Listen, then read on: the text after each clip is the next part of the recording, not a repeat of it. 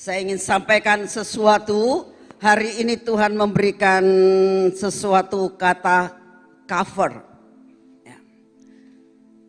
Saat saya sedang mempersiapkan akan khotbah pagi ini, biasanya ada perkara-perkara yang sangat jaminan, yang sangat muluk-muluk. Ya.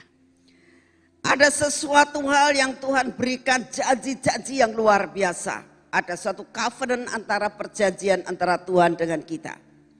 Tapi kali ini saya cukup terkejut, tapi cukup juga saya merasakan ini harus disampaikan. Karena ada kata-kata cover. Saat saya dapat perkataan cover pertama kali, waktu saya mendapatkan kata cover, hati saya berbunga-bunga. Hati saya bersuka cita karena arti cover itu tutup. Arti cover itu perlindungan. Arti cover itu jaminan. Jadi saya waktu pertama kali mendapatkan kata cover, hati saya berbunga-bunga. Karena pikiran saya sudah mulai jauh. Saya mulai jauh berpikir begini, Tuhan terima kasih. Buat tutup, buat pengcoveran, buat perlindungan, buat jaminan yang luar biasa Kau akan berikan buat kami semuanya. Terutama pada pagi hari ini yang datang. Karena saudara tahu mau ada Pilpres, ya. Apa yang bakal terjadi keadaan ekonomi di Indonesia, apa yang bakal terjadi politik di Indonesia, apa yang terjadi di gempa bumi. Setiap hari gempa bumi terus terjadi. Dan sudah mulai masuk ke Jawa. Saya pikirannya sudah begitu luar biasa. Pikiran saya sudah perkara begitu, terima kasih Tuhan, terima kasih. Tapi akhirnya pada terus Tuhan bicara. Saya merasakan, oh Tuhan, ada sesuatu warning yang juga Tuhan berikan. Saya mau tanya sama saudara. Kalau ada sesuatu yang mengcover saudara, kira-kira saudara bisa keluar enggak? Hah? Bisa enggak? Bukan cover itu yang sobek, tidak. Tapi saudara keluar dari pengcoveran itu. Bisa enggak? Nah, kalau sampai keluar dari pengcoveran, apa yang terjadi? Apa yang terjadi? Tidak ada perlindungan lagi. Betul enggak? Nah, ini yang membuat saya katakan inilah yang dinamakan warning buat saudara. Tapi selama saudara ada di dalam pengcoveran akan terjadi sesuatu yang aman, sentosa apapun yang terjadi. Ya. Saya minta ditayangkan ini gambar ya saudara. Saudara lihat gambar yang ada di sini, kita melihat bahwa ada air terjun yang luar biasa ya. Tapi di situ saudara lihat di pojok situ ada burung ya, yang punya sarang. Sarangnya saudara lihat, sarang itu ada di dalam gunung batu. Betul? Nah, selama burung ini ada di dalam gunung batu itu, ya, apapun yang terjadi, sebab saudara kalau saudara lihat begitu burung itu keluar, ya, dia akan tahu persis harus bahaya sangat mengancam mereka si burung ini. Ya. Burung ini akan bisa kena air yang mengakibatkan sayapnya akan basah, dia nggak akan bisa terbang dan dia tidak bisa akan kembali ke situ sebelum sayapnya itu benar-benar kering dan dia baru bisa masuk lagi ke tempat itu. Sarang tetap ada. Tapi burung itu bisa keluar dari pengcoveran. Nah, inilah saudara yang ingin saya sampaikan kepada saudara ada sesuatu hal yang luar biasa, tapi ada sesuatu yang warning buat saudara dan saya. Nah, sekarang Tuhan menjanjikan hari ini, Tuhan itu akan memberikan jaminan tentang perjanjian perlindungan. Ya. Tetapi untuk hal yang seperti itu, ada hal-hal yang kita pelajari. Ya. Kenapa burung ini pintar sekali buat sarang di gunung batu? Kita baca dalam Kejadian 1 ayat yang ke-21, firman Tuhan mengatakan begini. Maka Allah menciptakan segala jenis burung yang bersayap. Allah melihat bahwa semuanya itu baik. Saudara tahu burung itu ciptaan Tuhan. Yuk kita baca dalam Matius 6 ayat 26 dikatakan begini. Pandanglah burung-burung di langit yang tidak menabur dan tidak menuai dan tidak mengumpulkan bekal dalam lumbung, namun diberi makan oleh Bapamu yang di surga. Bukankah kamu jauh melebihi dari burung-burung itu? Saudara, kalau kita lihat burung itu ada dalam tempat yang tersembunyi karena ada di gunung batu. Ya. Dan Tuhan katakan, aku itu menciptakan burung. Aku menciptakan burung, aku mengcover dia, aku memeliharakan dia. Tuhan katakan, apalagi saudara dan saya ini ciptaan Tuhan yang nomor 1. Dapat dikatakan, Tuhan itu sangat sayang dengan saudara dan saya. Tuhan itu sangat memperhatikan saudara selama saudara mau dalam pengcoveran Tuhan. Amin. Amin. Nah, sekarang saudara, Tuhan yang menciptakan, otomatis Tuhan akan menjamin. Betul? Beberapa waktu yang lalu, Freddy dapat burung. Nah, burung itu masuk rumah. Berarti dia ingin masuk dalam pengcoveran kami. Nah, apa yang dilakukan? Nah, apa burung itu dilepaskan begitu aja? Tidak. Siang-siang walaupun waktu istirahat, ya, Freddy pergi ke pasar hanya untuk beli sarang, ya, memberi kurungan, ya, diberi makan, supaya tidak stres, dikasih lagu-lagu burung berkicau. Ya. Kenapa? Ya, dipelihara, dikasih makan. Kenapa? Karena ada di dalam pengcoveran. Bisa bayangkan ya. Nah, saudara dan saya kalau ada di dalam pengcoveran Tuhan Yesus, apapun yang terjadi, ya, saudara, dunia boleh bergoncang, air terjun boleh membasahi, mungkin pada saat musim panas maupun musim hujan. Jaminan yang dari Tuhan tidak pernah undur daripada hidup saudara dan saya. Amin. Amin. Lalu yang kedua, apa yang harus dilakukan?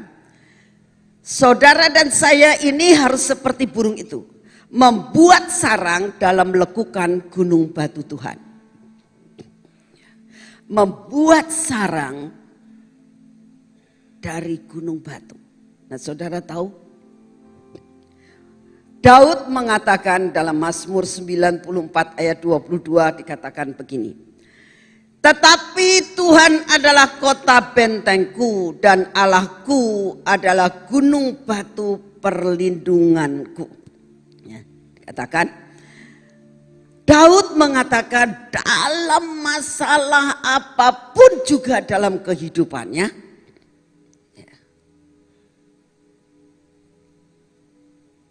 dia menjadikan Allah sebagai gunung batu perlindungannya. Pada saat dia keluar dari pengcoveran Tuhan, dia memberontak terhadap Tuhan. Kenapa sih bisa seperti itu?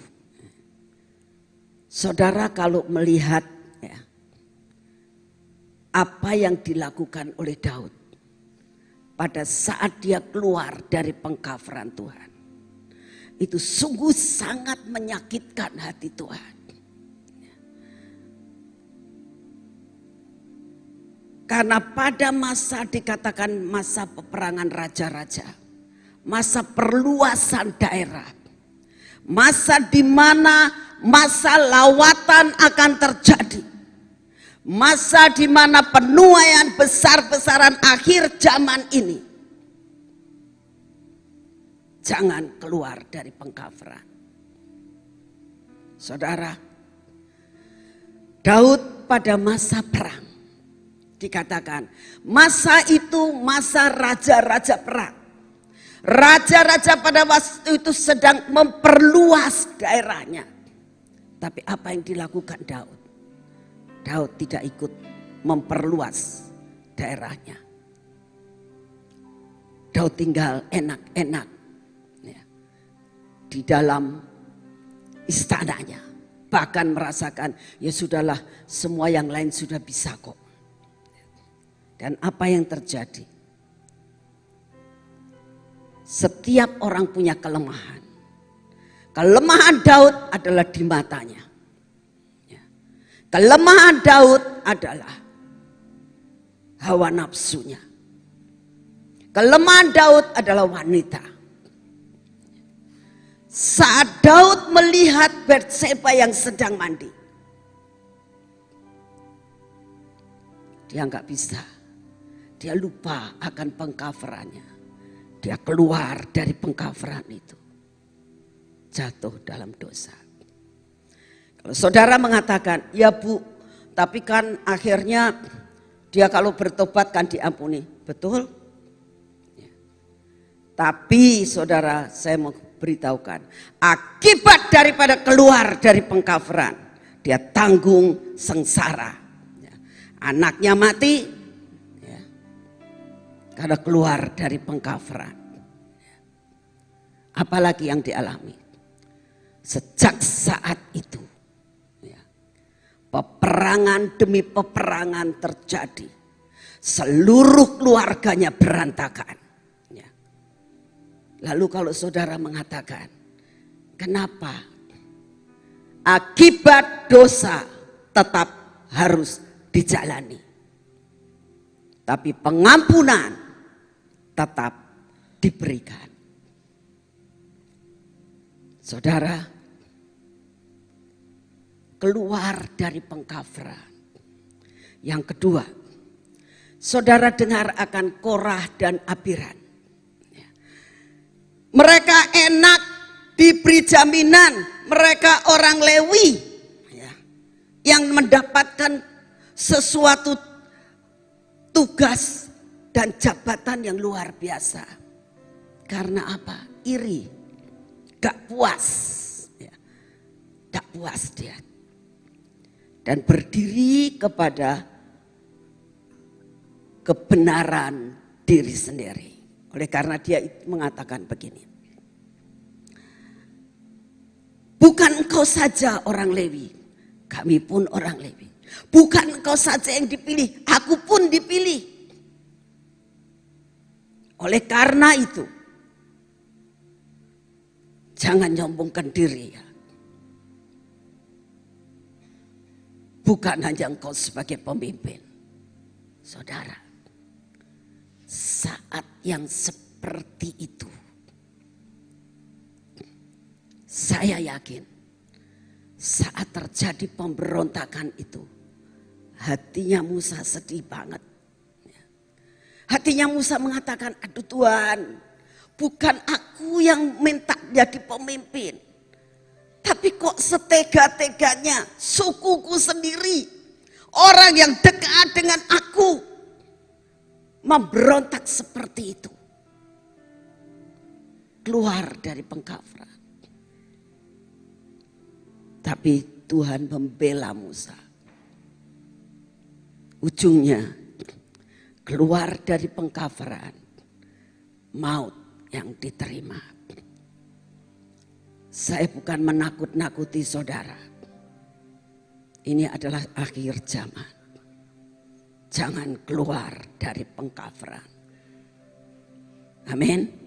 Nah, yang ketiga, kita akan belajar ya daripada perumpamaan tentang anak yang hilang.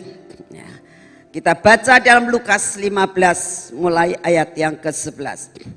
Yesus berkata lagi, ada seorang mempunyai 2 anak laki-laki. Saya yakin saudara sudah sering hafal, tapi saya mau dibaca, dimengerti, diteliti, dan kita belajar hari ini.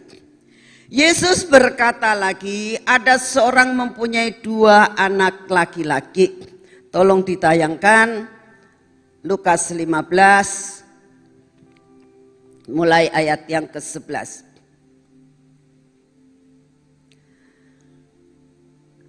Ayat 12, kata yang bungsu kepada ayahnya, Bapak, berikanlah kepadaku bagian harta milik kita yang menjadi hakku.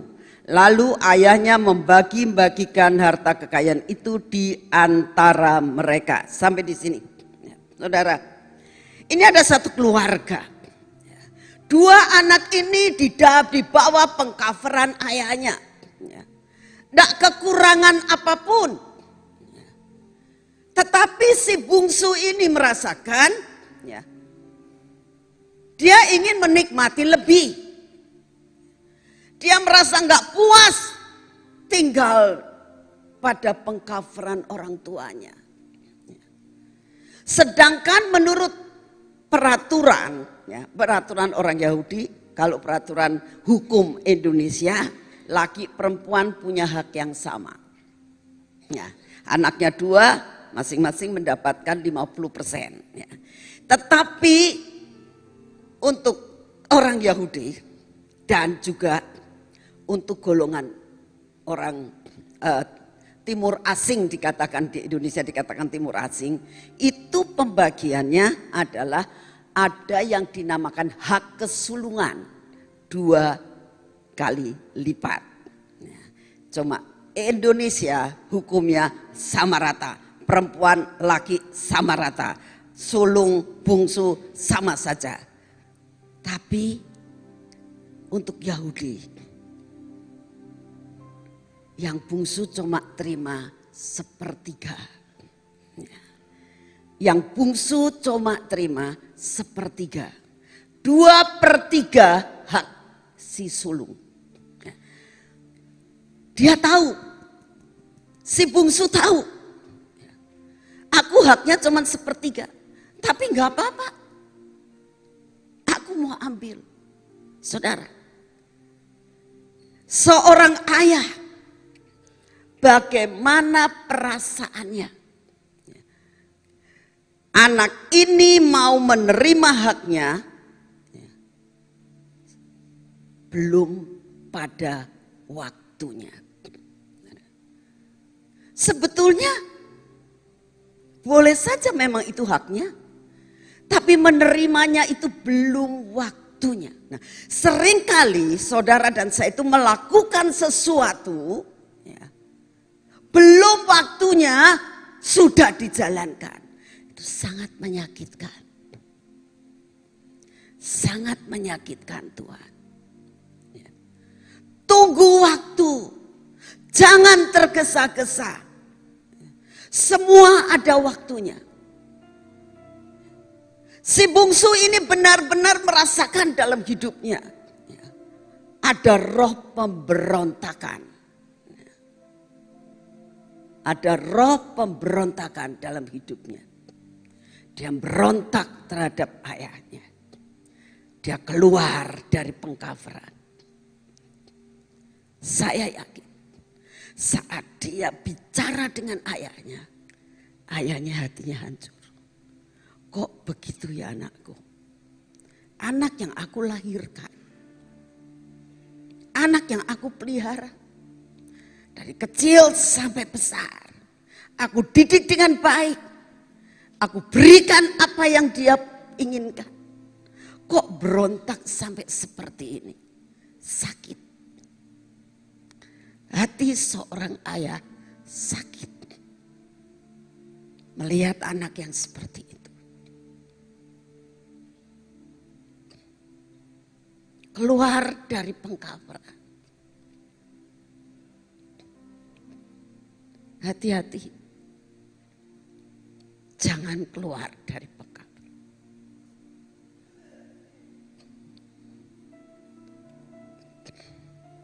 Kita teruskan. Beberapa hari kemudian, anak bungsu itu menjual seluruh bagiannya itu, lalu pergi ke negeri yang jauh.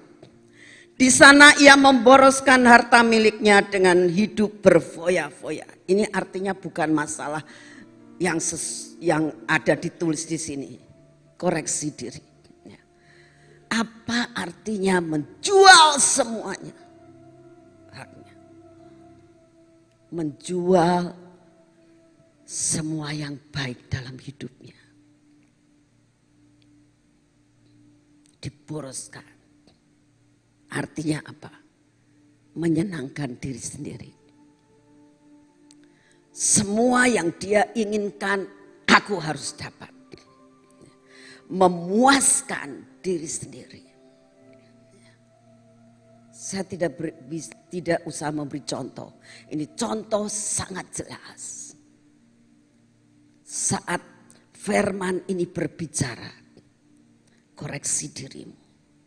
Apakah aku sudah keluar dari pengkaperan? Apakah aku sudah berontak terhadap pengkaperan? Apakah aku memberontak karena keinginanku harus terlaksana? Engkau saat ini masing-masing koreksi diri. Saya yakin ayah ini sangat-sangat sedih. Melihat akan anaknya yang seperti itu. Ayat 14. Setelah dihabiskannya semuanya itu, timbullah bencana kelaparan di dalam negeri itu dan ia pun mulai melarat. Saudara tahu akibat apa? Keluar dari pengkaperan.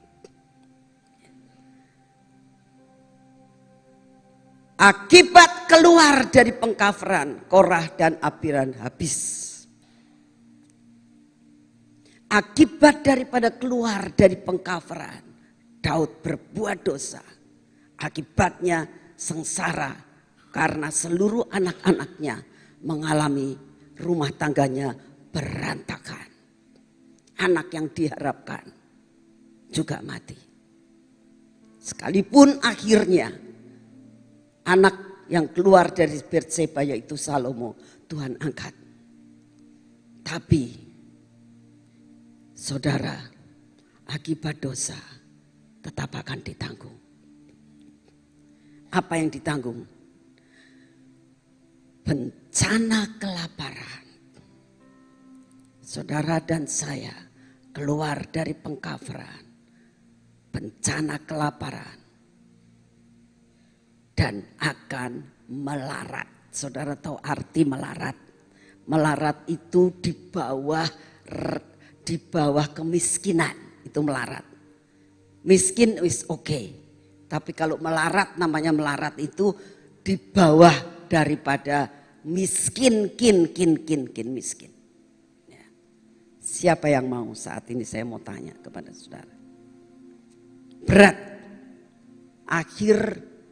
Akibat daripada keluar dari pengkaperan. Hanya untuk apa? Kesenangan sementara. Memuaskan daging. Memuaskan daging. Akibat memuaskan daging, memberontak keluar dari pengkaperan.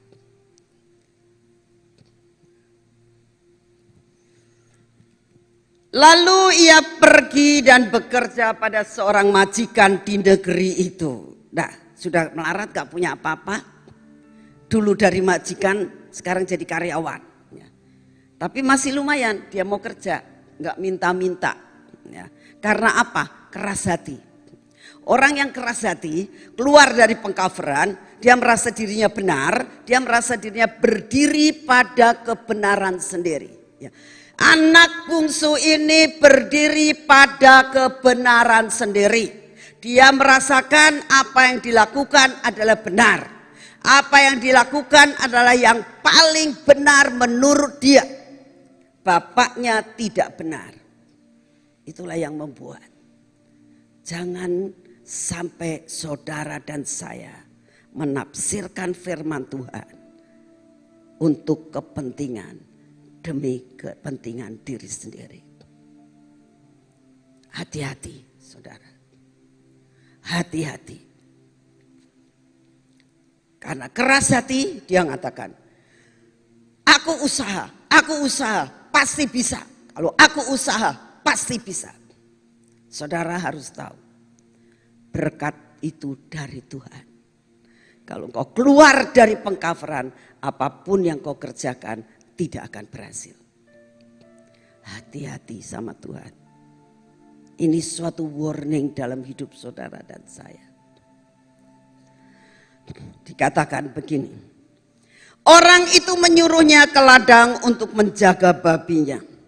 Lalu ia ingin mengisi perutnya dengan ampas yang menjadi makanan babi itu, tetapi tidak seorang pun yang memberikannya kepadanya.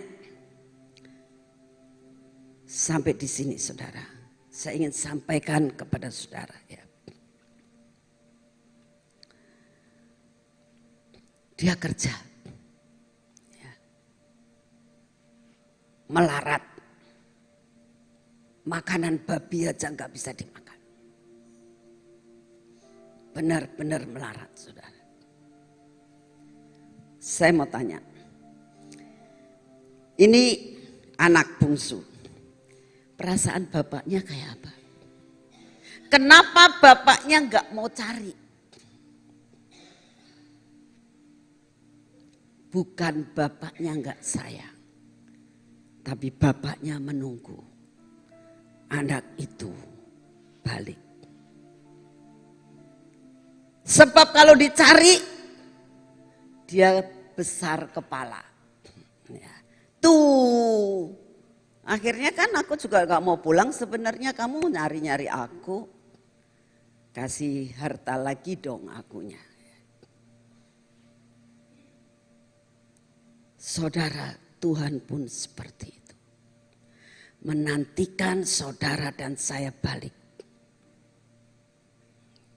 Roh Kudus terus mengejar saudara. Apa yang saudara sudah keluar dari pengkaveran. Apa yang saudara sudah lakukan dengan pemberontakan. Kalau kau tidak balik,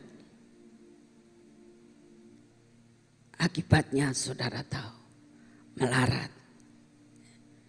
Tapi satu perkara, bapaknya tetap menunggu. Bapaknya tetap menunggu. Itulah kasih yang tidak berkesudahan. Ya. Kalau tiba-tiba saudara keluar dari pengkaveran dan tiba-tiba mati ceritanya, game, nggak ada harapan lagi. Kalau anak bungsu ini dia pergi menghabiskan uangnya, belum sampai dia itu balik karena melaratnya, sakit ceritanya, mati, game, kepotong destininya. Destininya kepotong saudara. Jelas? Hati-hati. Hati-hati. Saat saya mendengar Tuhan ngomong cover, pikiran saya sudah berbunga-bunga. Pikiran saya berbunga-bunga banget. Tuhan, berarti saya kemanapun juga, semua anak yang ada di tempat ini, saat kemanapun juga, Engkau meng-cover ya Tuhan. Ada gempa bumi, kita bisa selamat, yang lain mungkin pada mati, kita bisa selamat. Puji Tuhan, di cover sama Tuhan. Saya pikirannya semua seperti itu. Pada masa kelaparan, kita akan tetap hidup dalam kelimpahan. Pada masa ekonomi mengalami perkara yang tidak baik, kita mengalami kelimpahan, pikir saya.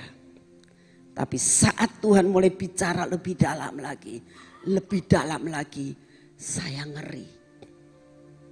Ya, aduh Tuhan, kok begini ya jadinya? Kok begini maksudmu? Lalu Tuhan katakan, warning nak. Waktunya sudah amat singkat. Kalau aku tidak memberikan warning ini,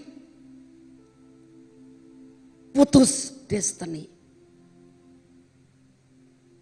Gak main-main. Kali ini saya cukup keras. Saya cukup peringatkan untuk saudara. Tapi satu perkara, Bapak tetap menunggu. Bapak tetap menunggu.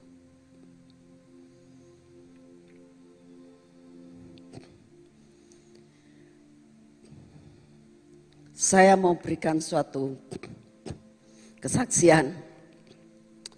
Saya tidak akan sebut namanya.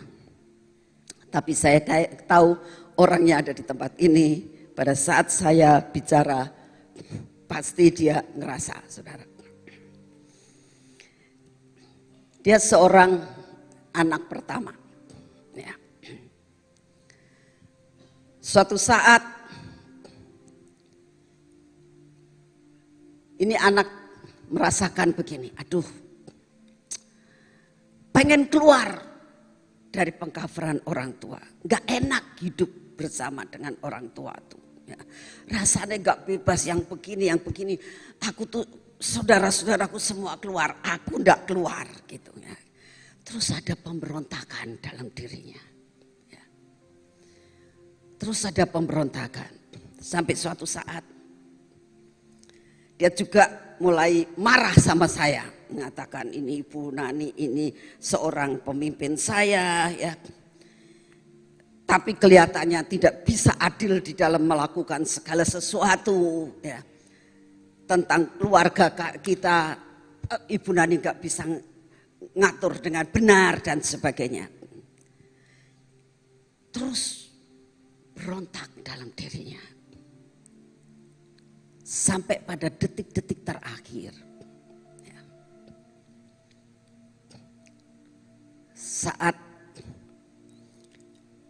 Suatu saat, detik-detik terakhir, dia ketemu dengan mamanya.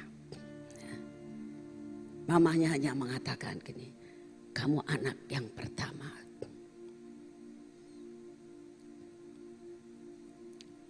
Engkau harus menjadi pelindung dan sayang dengan adik-adikmu. Perkataan itu menusuk hatinya. Itu yang membuat dia berbalik daripada semua pikirannya. Dia datang ke rumah saya. Dan dia katakan, saya mau minta maaf. Karena saya memberontak terhadap ibu. Saya kaget saudara. Benar-benar saya kaget. Gak pernah nyangka. Gak pernah menyangka. Dan dia kembali pada posisinya. Saudara, sebenarnya Tuhan pun sangat merindukan. Ayo, saat firman disampaikan, jangan keraskan hati. Roh Kudus tetap akan bekerja. Tapi Bapak gak cari. Bapak gak cari. Ini Bapak gak cari anakku di mana, anakku di mana. Lalu ke kantor polisi, masuk advertensi, cari anak bungsu, enggak. Setiap hari bapaknya menanti, melihat anakku pulang enggak. Kenapa saya katakan bahwa bapaknya selalu menunggu? Kalau saudara lihat ceritanya, dikatakan dari jauh dia sudah melihat. Coba kita baca selanjutnya ya. Lalu ia menyadari keadaannya, katanya, betapa banyaknya orang upahan padaku yang berlimpah-limpah makanannya, tetapi aku di sini mati kelaparan. Ia mulai sadar. Aku akan bangkit dan pergi kepada bapakku dan berkata kepadanya, Bapak, aku telah berdosa terhadap surga dan terhadap Bapak. Harus balik. Dosa terhadap Bapa di surga dan terhadap Bapa di dunia. Dia sadar, aku bukan berontak karena keinginanku harus dipaksakan kepada Bapakku yang mengcover aku di dunia. Tapi aku sudah berontak keluar dari pengcoveran surga. Saudara, kalau saudara keluar dari pengcoveran dunia, saudara keluar dari pengcoveran surga. Ini anak tahu. Ini anak sadar. Aku sudah keluar dari pengcoveran surga. Dan aku sudah keluar dari pengcoveran dunia. Yaitu Bapa yang Tuhan percayakan untuk mengcover saudara dan saya. Aku tidak layak lagi disebutkan anak Bapa. Jadikan aku sebagai salah satu seorang upahan Bapa. Maka bangkitlah ia dan pergi kepada bapaknya. Apa yang harus dilakukan, saudara? Bangkit, pergi, kembali masuk dalam pengcoveran. Kalau sudah keluar di sini, berfoya-foya, ingin melakukan segala sesuatu kehendak sendiri, sadar, balik, masuk dalam pengcoveran kembali, dan mengatakan, aku kok nggak layak jadi anak ya, aku nggak layak, aku sudah berdosa, aku sudah keluar dari Bapa di dunia dan Bapa di surga. Saudara, ketika ia masih jauh dikatakan, ketika anak bungsu itu masih jauh, ayahnya telah melihatnya. Saudara, ini Bapak. Ini Bapak di dunia. Bapak di surga pun begitu. Saat hatimu berbalik, aku mau dalam pengcoveran lagi. Dari jauh Bapak itu sudah melihat. Dia sudah gembel. Dia sudah gembel. Mungkin pakaiannya sudah bukan pakaiannya dia. Mungkin badannya sudah kurus, biasanya gemuk. Tapi dia lihat badannya kurus. Mungkin gak pakai potong rambut. Jenggotnya panjang. Sudah seperti pengemis. Tapi dikatakan bapaknya melihat. Bapaknya melihat. Dari jauh. Bapak bukan melihat tampang kalian. Bapak gak akan melihat dosamu.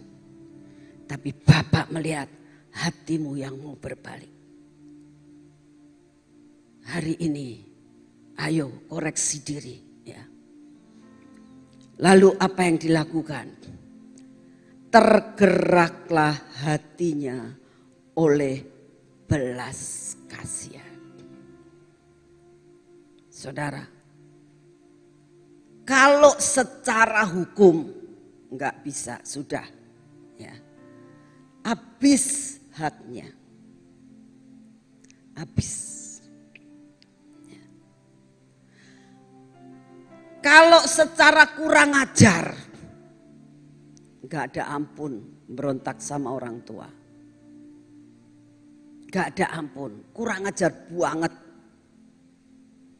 Sebetulnya dia akan mendapatkan warisan kalau papahnya meninggal, otomatis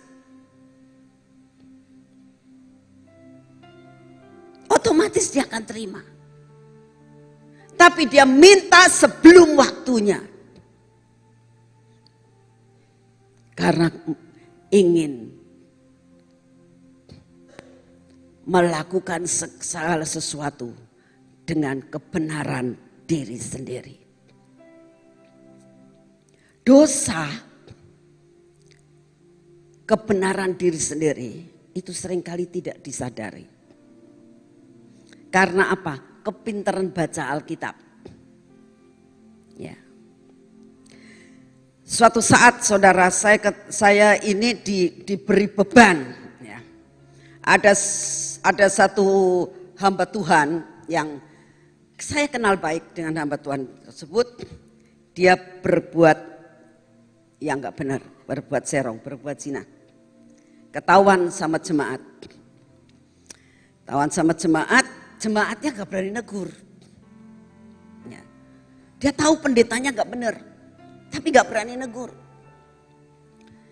Dia datanglah ke rumah saya dan dia mengatakan gini, Bu, bolehkah saya minta tolong? Saya bilang, ada apa ya? Karena beberapa majelis yang datang waktu itu. Dia menceritakan sesuatu. Saudara, saat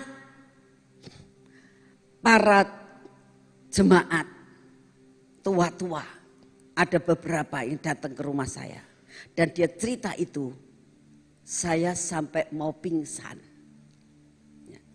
Saya tidak percaya. Saya tidak percaya. Kamu tuh jangan begitu. Karena saya kenal dengan pendeta ini. Reputasinya baik. Pelayanannya oke. Semua oke. Jadi saat diberitahukan itu, saya sedikit pun tidak percaya. Ya. Mereka ngomong, ibu gak percaya ya? Ya, saya bilang, masa sih? Sungguh Bu, saya tetap tidak percaya. Sampai mereka ngomong, ibu mau tak temukan dengan wanitanya? Ya, saya bilang. Saya ditemukan, wanitanya dibawa, saya sampai tak sumpahin dia. Kamu jujur di hadapan Tuhan dan manusia.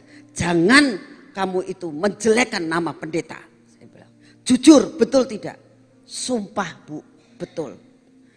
Kamu berani sumpah kalau kamu betul-betul melakukan hal seperti itu berkali-kali dengan hamba Tuhan itu?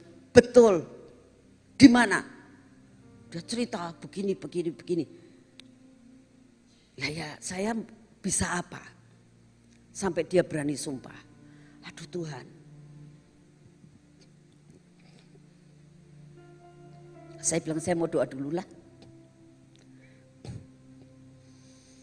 Saya gak berani datang kepada pendeta itu. Dia lebih tua dari saya. Dia senior saya. Saya siapa? Kalau dia anak saya, lain ceritanya.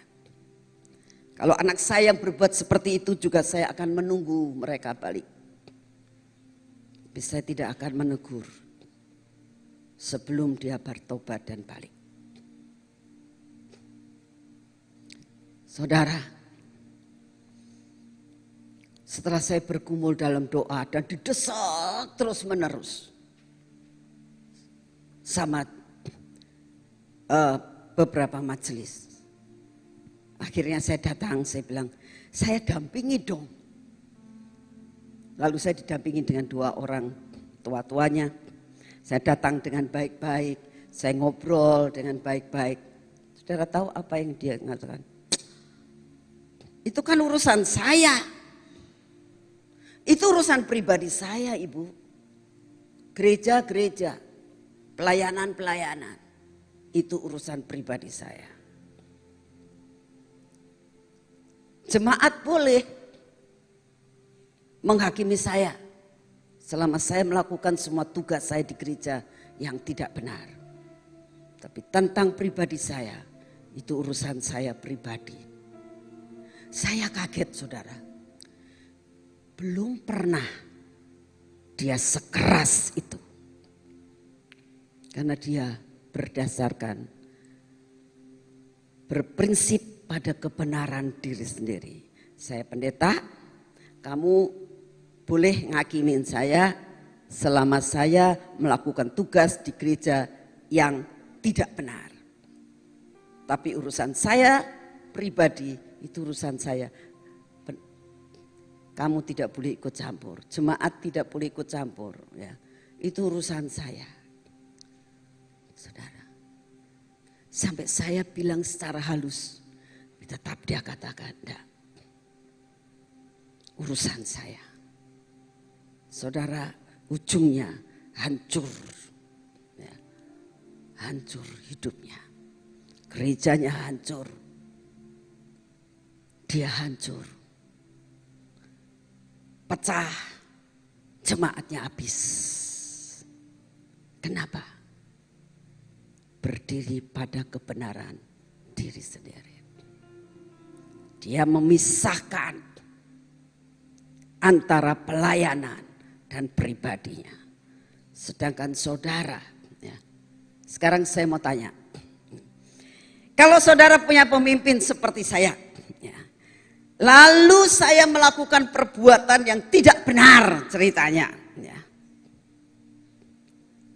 Lalu saya ngomong begini, itu urusan saya bukan urusan kamu. Saya yakin dalam jangka waktu 2 minggu tempat ini kosong. Betul nggak? Hah? Buat apa punya pemimpin seperti itu? Ya. Saudara, kita hidup bukan di hutan, ngerti? Di mana perbuatan kita itu tidak dilihat oleh orang kalau di hutan. Kita hidup di dalam masyarakat, betul?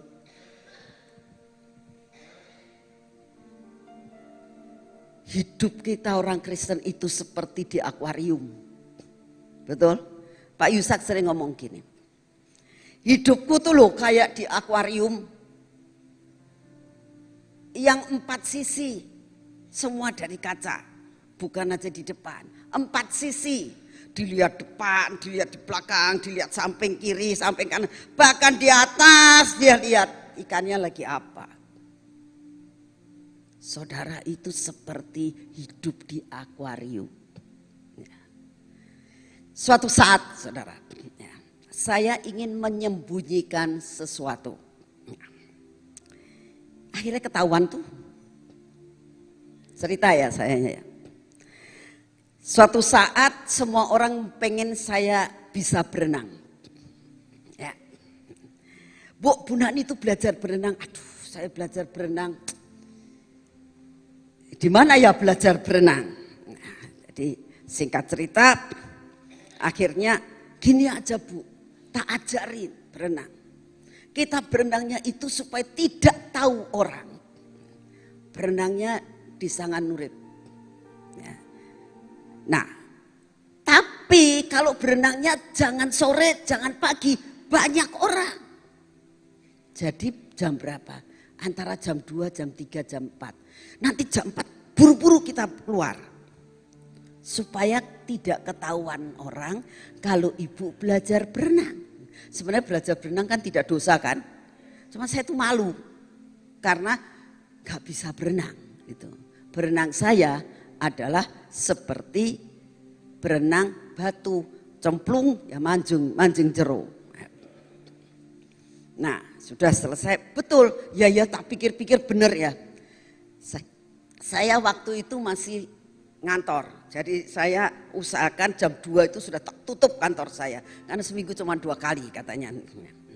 Sudah mulai berenang, belajar berenang. Oh ya sepi sekali saudara, sepi. Cuman kita-kitaan saja. Kira-kira ada 4 atau 5 waktu itu nggak tahu Ibu Ina ikut apa enggak, saya lupa. Nah, sudah berenang, diajarin kan. Ya wong belum bisa ya, saya minggir baik. Saya tak di pinggir pegangan, nanti terus kakinya kamu ajarin saya kakinya bagaimana ini. Tiba-tiba uncuk-uncuk ada, "Hai Ibu Nani belajar berenang." Kaget sayanya. Kok yono manusia siang-siang kemene dan lihat saya apa yang saya perbuat. Oh iya, Ibu Nani belum bisa berenang ta? Belum, saya bilang gitu. Oh, belum bisa berenang. Iya Bu, berenang di sini saja. Izin sayanya. Mau menyembunyikan sesuatu. Tapi firman Tuhan katakan, semua yang tersembunyi akan terbuka. Amin. Ya. Saudara, kalau kita tahu hari ini, jangan keluar dari pengkafaran Tuhan. Jangan keluar dari pengkafaran Tuhan. Ayahnya berlari mendapatkan anak bungsu itu, merangkul dan mencium dia. Bau enggak? Bau. Mungkin sebulan enggak sikat gigi. Ya. Karena perjalanan dari satu kota ke kota yang lain itu butuh waktu. Dan dia udah enggak punya duit. Dia jalan kaki, debunya banyak, keringetnya luar biasa. Tidak mandi, tidak sikat gigi. Saudara tahu baunya kayak apa? Tapi seorang bapak menunggu. Yakin. Saya percaya didoakan terus. Tuhan buat anakku balik. Tuhan buat anakku balik. Dan waktunya tiba. Anaknya kembali. Dan saudara tahu apa yang terjadi. Kata anak itu kepadanya, "Bapa, aku telah berdosa terhadap surga dan terhadap Bapa.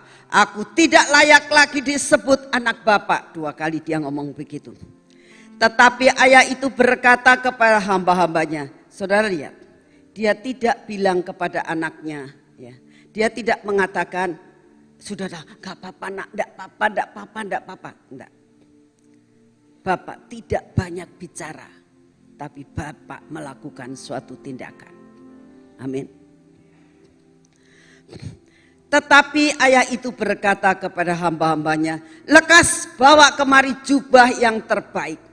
Pakaikan itu kepadanya dan kenakan cincin pada jarinya dan sepatu pada kakinya." Saudara, saya ingin sampaikan ini. Ya. Ada yang dikatakan ini. Lekas bawa kemari jubah yang terbaik. Saudara mengerti maksudnya?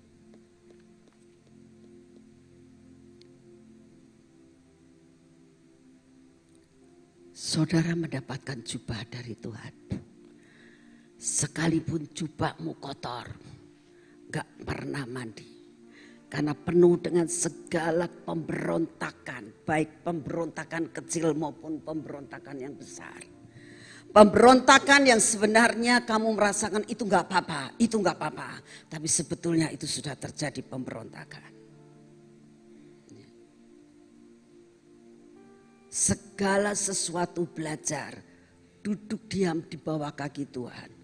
Jangan bertindak sebelum jelas mendapatkan sesuatu yang dari Tuhan. Kadang-kadang pemikiran-pemikiran manusia itu, pertimbangan-pertimbangan manusia itu sangat logis. Dan itu yang kita ambil. Tapi sebetulnya pertimbangan apapun tidak akan menjadi berkat kalau tidak mendapatkan pengkafaran dari Tuhan.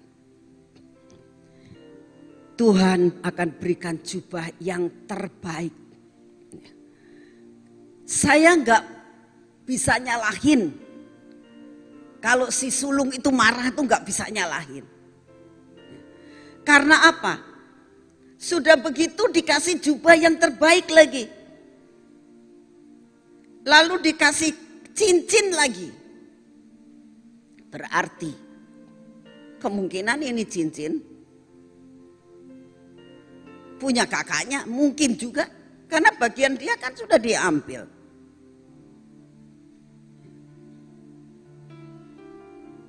Bapaknya sudah siapkan cincin baru kemungkinan dengan ukuran jarinya, karena dia tahu aku sediakan ini karena aku yakin anakku akan kembali.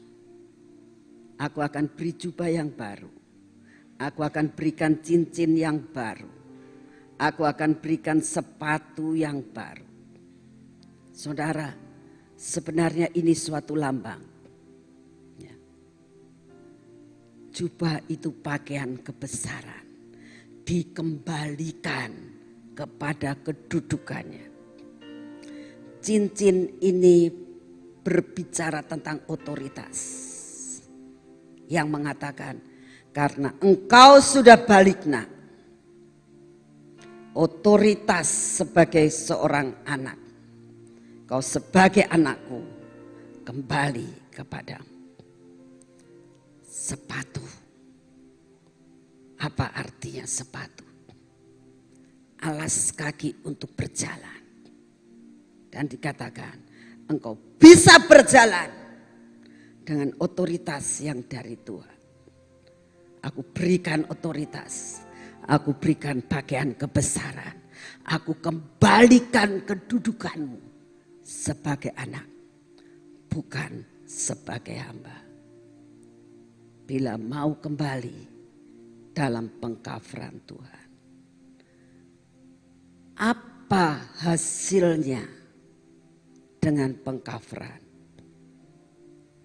Seperti burung tadi. Apapun yang terjadi, hidupmu akan di-cover, dilindungi. Keluarga saudara dan saya akan dilindungi. Malapetaka demi malapetaka akan terjadi. Gempa bumi akan terjadi.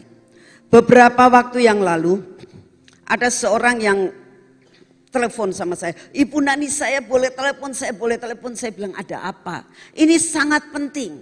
Jadi akhirnya oke, kamu telepon, ada apa? Dia mengatakan begini. Ada seorang pendoa, dia bilang. Dia mimpi. Kan Ibu Nani itu pada saat itu melihat seperti buaya, dia bilang. Yang akhirnya ternyata Godzilla itu ya, yang dari laut. Ini ada yang keluar dari gunung. Tapi bukan Godzilla yang keluar. Naga. Nah, saudara, naga itu kan selalu, kalau naga merah itu kan lambang api, betul kan? Dari gunung. Keluar, ngoser dari gunung. Dari gunung satu pindah gunung lain. Saya mulai mikir, Tuhan, tidak lama lagi gunung-gunung akan meletus. Tuhan sudah kasih. Tuhan kasih sesuatu peringatan. Bukan hanya lautan yang akan digoncangkan. Gunung-gunung akan digoncangkan. Di sini ada Gunung Ciremai.